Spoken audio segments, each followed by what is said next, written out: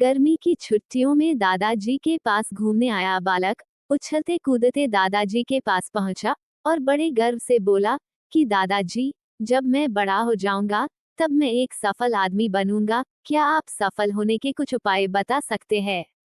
दादाजी हाँ में सर हिला दिया और बिना कुछ कहे लड़के का हाथ पकड़ा और उसे करीब की पौधशाला ले गए।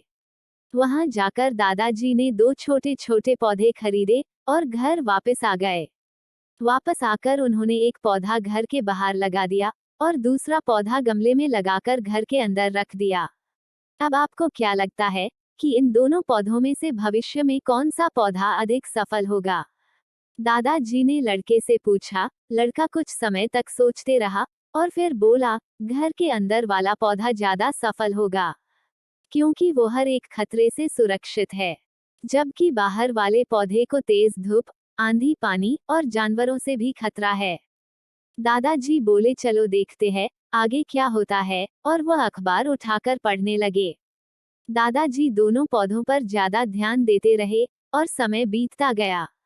3-4 साल बाद जब एक बार फिर वह लड़का अपने माता पिता के साथ गांव घूमने आया, तब अपने दादाजी को देखा तो देखते ही बोला, दादाजी, पिछली बार मैंने आपसे सफल होने के कुछ उपाय मांगे थे, पर आपने तो कुछ भी नहीं बताया था।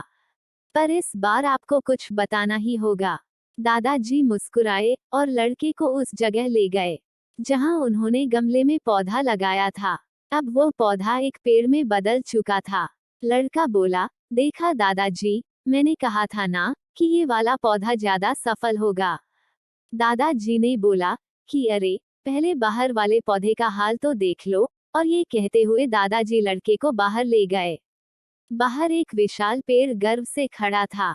उसकी शाखाएं दूर तक फैली हुई थी और उसके छांव में खड़े राहगीर आराम से बातें कर रहे थे। अब दादाजी ने पूछा, बताओ कौन सा पौधा ज्यादा सफल हुआ? लड़का कुछ शर्माते हुए बोला, बाहर वाला। लेकिन ये कैसे संभव है? बाहर तो उसे ना जाने कितने खतरों का सामना करना पड़ा होगा। दादाजी मुस्कुराए और बोले, हाँ, बाहर वाले पौधे को बहुत सी चीजों से सामना करना पड़ा, लेकिन समस्या का सामना करने से अपने फायदे भी तो है। बाहर वाले पौधे के पास आजादी थी कि वह अपनी जड़ें जितनी चाहे उतनी फैला ले, अपनी शाखाओं से आसमान को छू ले, और तुम जिस आंधी तूफान से इस पेड़ के लिए मुसीबत समझते थे, उसी आंधी तूफान ने ही इस पेड़ की जड़ों को इतना मजबूत बना दिया है कि आज एक छोटा सा आंधी तूफान इस पेड़ का कुछ भी नहीं बिगाड़ सकता। बेटे, अब जो मैं तुम्हें बताने वाला हूँ, उसे अगर तुमने अपने अंदर बैठा लिया तो तुम जिंदगी में जो कुछ भी करोगे उसमें सफल हो जाओगे। उन्होंने बोला कि अगर तुमने जीवन भर सिर्फ अच्छी विकल्पों को ही चुनते रहोगे तो तुम कभी भी उतने सफल नहीं हो पाओगे जितनी तुम्हारी क्षमता है।